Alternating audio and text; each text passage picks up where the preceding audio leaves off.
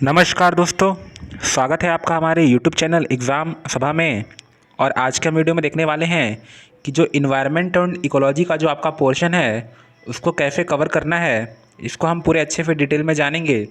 तो इसमें कई सारे जो है लेक्चर आपको देखने को मिलेंगे, और अगर आप उन लेक्चर्स को जो है कंटिन्यूअसली देखेंगे तो आपका जो इन्वायरमेंट एंड इकोलॉजी का पोर्शन है वो आपका जो है कवर हो जाएगा।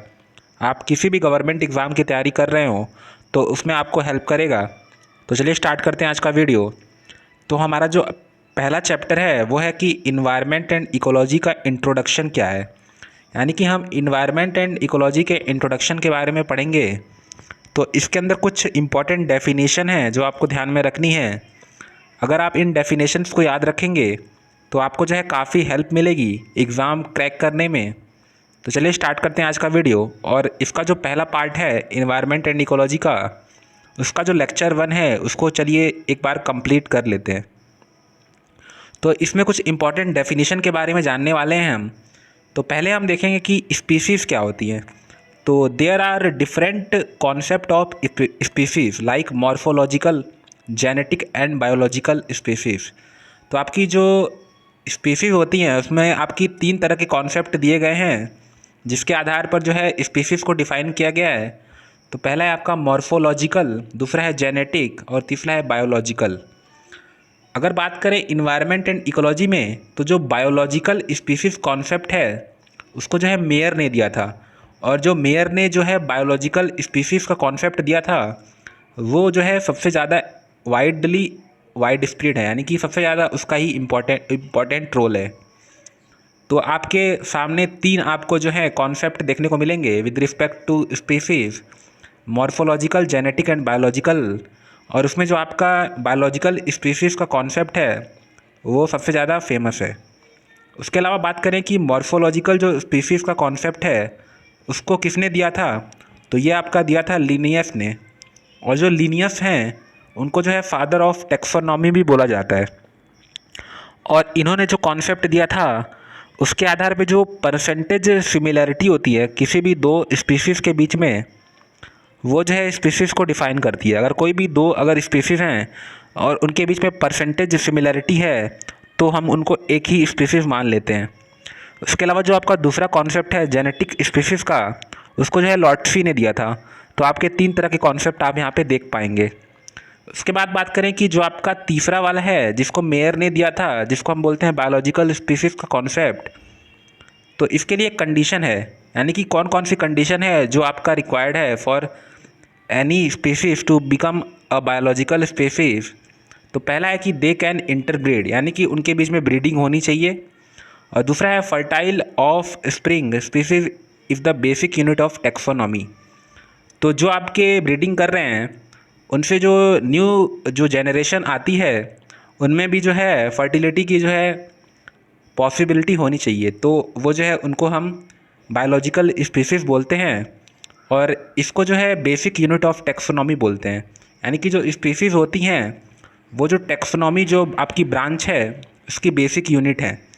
अब आप यहाँ पे देख सकते हैं कि जो टेक्सोनॉमी है उसमें आप कई तरह के आपके क्लासिफिकेशन दिए गए हैं कि जो सबसे बेसिक यूनिट है वो है स्पीसीज़।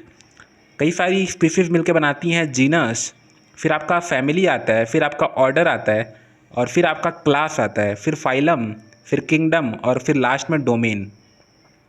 तो ये जो है एक तरह का क्लासिफिकेशन है टेक्सोनॉमी का जिसको आप देख सकते हैं। उसके अलावा अगली आपकी डेफिनेशन है कि पॉपुलेशन क्या होता है। तो it is sum of all individual that belong to a given species present in a given area.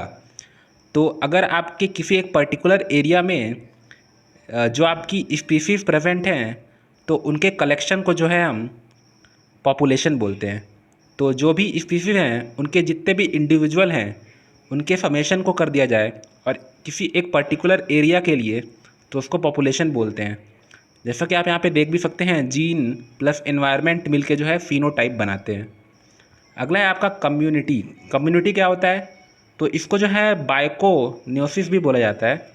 और इसका मतलब होता है sum of all different populations present in a given area. तो जितने भी तरह के पॉपुलेशन आपको देखने को मिलेंगे एक पर्टिकुलर एरिया में, अगर उन सबको मिला दिया जाए तो इससे जो आपका जो नया पार्ट बनता है उसको हम कम्युनिटी बोलते हैं। It includes population of all plant, flora, animal, fauna and micro organism. तो इसमें जो है आपका जितने भी तरह के पॉपुलेशन हैं आपकी, या तो वो प्लांट के हों या एनिमल के हों या फिर माइक्रो ऑर्गेनिज्म के हों, तो उनके कलेक्शन को जो है कम्युनिटी बोलते हैं। एग्जाम्पल के लिए आपका बैक्टीरिया है, प्रोटोजोआ है, तो ये जो है आपके एग्जाम्पल हैं। अब हम बात करेंगे कि फैक्टर क्या होते हैं। तो factor is any force, substance, chemical, fertiliser और condition that affect individuals in any way. तो जो भी आपके यहाँ पे सब्सटेंस होते हैं, या तो केमिकल फर्टिलाइज़र हो या फिर कोई कंडीशन जो आपका इंडिविजुअल्स को अफेक्ट करते हैं, उनको हम फैक्टर बोलते हैं।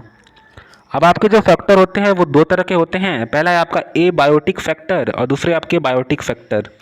तो ए बायोटिक जो फैक्टर होते हैं वो आपके जो है निर्जीव होते हैं, यानी कि उनमें लाइफ नहीं होती है, जैसे आपका लाइट, टेम्परेचर, रेनफॉल एक्सेट्रा। दूसरे बात करें बायोटिक फैक्टर में, तो इसमें आपके हर्बीवोरी आते हैं, कार्निवोरी, उसके अलावा कंपटीशन। हर्बीवोरी वो होते हैं जो आपके घास फूस खाते हैं, कार्निवोरी वो होते हैं जो मांस खाते हैं, और कंपटीशन भी इसमें आपका आता है। अब बात करें इंटरेक्शन क्या होता है। तो इंटरेक्शन आपके दो तरह के होते हैं। पहला होता है आपका इंटर स्पेसिफिक इंटरेक्शन और दूसरा आपका होता है इंट्रा स्पेसिफिक इंटरेक्शन। तो जब एक ही डिफरेंट टाइप की स्पीसीज़ के मेंबर के बीच में इंटरेक्शन हो तो उसको हम इंटर स्पेसिफिक इंटरेक्शन बोलते हैं।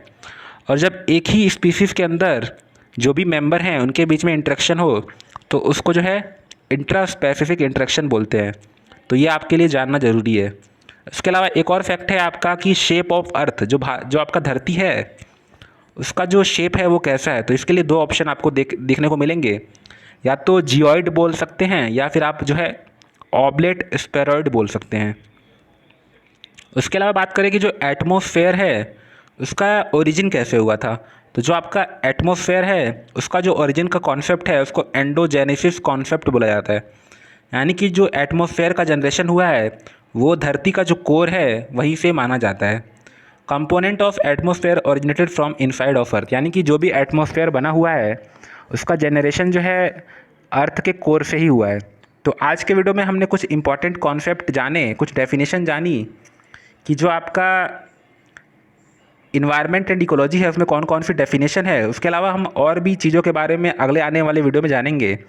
फिलहाल चूँकि ये आपका इंट्रोडक्शन वीडियो था, इसमें ज़्यादा कुछ नहीं है, लेकिन आगे आने वाले वीडियो में है हम बहुत सारी चीज़ों के बारे में डिस्कस करेंगे। अगले वीडियो में हम जानेंगे कि एटमॉस्फेयर जो है जिसका एंडोजेनेसिस ओरिजिन हुआ है उसके बारे में हम जानेंगे, और उसके आगे भी बहुत सारी चीज़ों के बारे में जानेंगे। तो अगर आपको ये वीडियो पसंद आया तो लाइक कीजिए, शेयर कीजिए और हमारे चैनल को सब्सक्राइब कर लीजिए। धन्यवाद।